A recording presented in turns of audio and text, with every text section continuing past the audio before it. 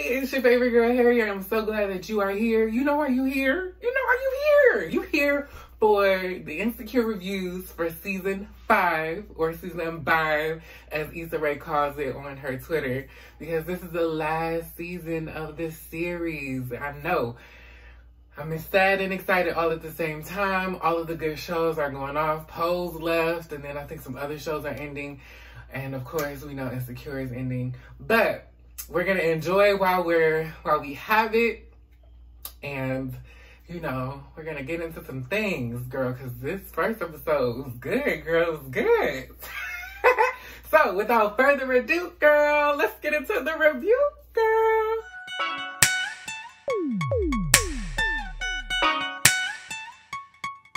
Yeah.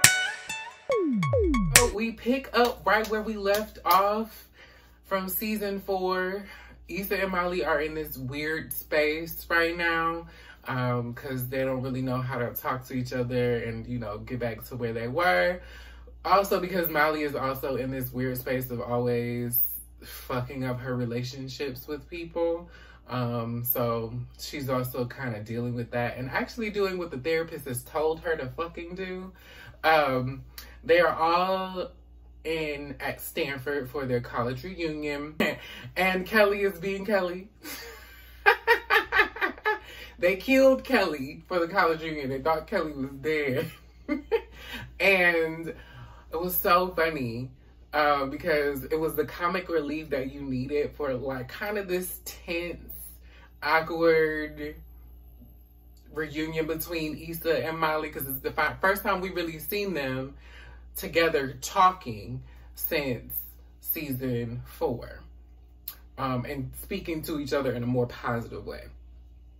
And Molly is acknowledging, you know, to Kelly, like, how long did it take you to get like back?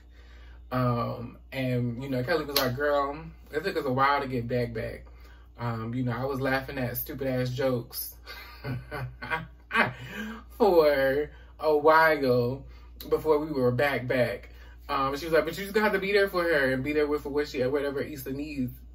And Issa, she's doing very well. She's finally given a name to her block party, which is, I think it was called On the Block, but I can't even remember it. But then again, Issa couldn't even remember it herself. She had a whole acronym and couldn't remember the acronym. And it was like, girl, you a whole speaker about entrepreneurship that you created and you don't even know the words, the acronym that you created. Is hilarious. It's always Issa, always slightly fucking up. Through this episode, we are going through the motions of understanding Issa's insecurities as far as how she feels with her career and being in her early 30s and trying to figure that whole thing out, as far as where she is and where she's going, and even if she's wasting her time with this whole block party thing. And it was weird because she went through this whole process while on stage speaking in Stanford because they paid for her to be there. And, you know, she's, you know, doing all of this greatness, and she's still having these feelings of, I don't know what I'm doing. And I feel so bad for her that she feels that way. Cause it's like, it's like, bitch, you doing a good job, bitch. You doing a good job. Like, it's like, you're doing so good. Like, why are you here? Like, why do you feel this way? So I felt bad for her in that moment. And then, of course, we're dealing with Molly and her trying to figure out how she's going to date and how she's dealing with her interpersonal relationships and her close relationships and not fucking those up, because clearly she doesn't really know how to do that, and how to be there for people, because, you know, she's, you know, selfish and trifling.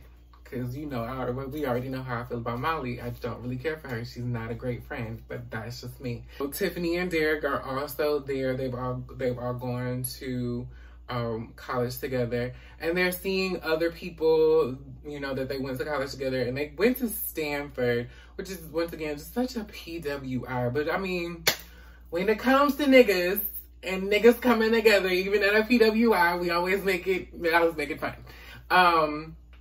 And so, you know, Derek has, you know, found Molly some dude to, you know, be around because he's newly divorced. And Molly's tripping over that. And it's like, girl, like, yeah, relax, relate, release. Like, what is you doing? Like, oh my God. Like, she's, like, Molly was all over the place this season with how she was feeling and her emotions and all of this. I'm just like, girl, shut up. Like, shut up. Like, it's not even that deep. You make everything so fucking hard. That's also one thing I don't like about Molly. She makes everything, like, bigger than what it needs to be. It's all so petty and small, and she just makes everything like a big fucking deal. And then we get to Tiffany, because I think Tiffany was doing a really good job of getting back to herself, because last season we left Tiffany in like shambles. She was going through postpartum depression. She wasn't really fucking with shit. You know, she went missing for a whole episode. So, you know, we were concerned, but I'm glad that she's doing better. Now, there were things in the media about Tiffany's character, or Amanda Seales' character, Tiffany. Because Tiffany is a AKA, or Alpha Kappa Alpha, Sorority Incorporated. She's a part of that organization on the show. And so she wore pink and green majority of the episode. Well, not even majority of the episode, the entire episode. And then she also wore a Alpha Kappa Alpha line jacket. Now, the girls, the women of AKA were upset. But the thing about it is, this character has been an AKA this entire time. She has worn pink and green this entire time. Tiffany's first scene on the show was in an Alpha Kappa Alpha house wearing pink and green. And I think she was ski-weeing and had the pinky and all of that. Like, where was your outrage then? You know, 6 years ago when this show first came out. And then, furthermore, Molly is also an AKA. She's been drinking out of a AKA mug, different AKA mugs, since season 1. Dro was a Kappa. We've talked about that on the show. And then I think one of Molly's co-workers, one of the other lawyers at her firm, is a Omega. And I think he was throwing up the hooks. Like, child, shut up, shut up, shut up. And like, people were y'all just don't understand. You know, this is disrespectful, da da da. And it's like, this is like, it's a character. It's not like Amanda Seales is going out wearing, you know, AKA line jackets, you know, perpetrating that she's a part of this organization this is her character. This is her character, and that is it. That is the beginning and the end of the conversation. And I saw somebody online, also AKA Alpha Kappa Alpha Sorority Incorporated also put out an official statement about it. And it was like, girl, y'all are doing a lot for this, you know, for this little organization. They're doing a lot. And this is also coming from a person that is a part of a Greek organization. So don't come for me in the comments, because girl, you can't get raid down for filth. Keep it cute. And so it's just like, y'all are doing a lot for free on the internet. And then I know somebody was in the comments one time on a particular Facebook post. It's always on Facebook. It's always bullshit being said on Facebook. Talking about, you know, this is different than, you know, portraying a profession. No, it's actually not. Because it's actually not even as serious. Because people portraying policemen and EMTs and surgeons and all of those things, that they would go out in the world, they could actually hurt someone playing that out in the world. Somebody playing a person of a Greek letter organization and then doing that out in the world, or faking that out in the world, ain't changing shit and ain't hurt nobody. It's not affecting lives like that. Shut up. You sound dumb. Get the fuck out of here. Anyway, so that's all I have to say about that. Now, back to the fucking show. So they also have, Molly and Issa also were in a rap group together on a, while they were in college, and it was with with another woman. And the woman, you know, she's, you know, very, you know, she's very, you know, she's, you know, hype, and they all doing the dances and shit, and, you know, hanging out, chilling. They end up going out with her, and she ends up robbing them. she tried to play it off first, like she wasn't a part of the problem. And then the person that was, you know, sticking him up called her by her name, and they like, bitch, you really set us up. It was crazy. But it was a great moment for them to come back together, because they had a conversation and all of that prior to, you know, going out with this girl. But it was still awkward. They weren't really sure. It was still, you know, feeling like they were still kind of trying to pitter patter and beat around the bush about each other's feelings. So the fact that they were able to come to this, you know, moment, even in this moment of chaos, they were able to come to this moment and laugh about it and be over it. And I really liked that for them. It was a very funny moment. It was hilarious. Once, you know, you got past the initial shock of her being robbed, you know, of her robbing them at gunpoint. So I thought it was very funny. Of course, once again, Kelly is the comedic relief through this entire situation. And her death has been this point of, you know, this point of hilariousness throughout the thing, because some people have, you know, said very good things about her, and then some people ain't said shit, or some people did the very bare minimum. And even Issa was like, I don't even know. They asked me to say something, but I wasn't sure what they needed to say, they needed me to say a few words. And then the few words that she said was, Kelly is Kelly, you know how it is. It was so funny. Kelly is hilarious, yo. And then at the end of the episode, they do a memoriam for her because she's upset that the band didn't do a proper memorial for her. So they do this whole, you know, speech, and Molly and Issa do this whole speech for her. And it's very cute. And once again, Kelly is Kelly. So once the episode is over and once the reunion is over, Issa, you know, and all of them go home.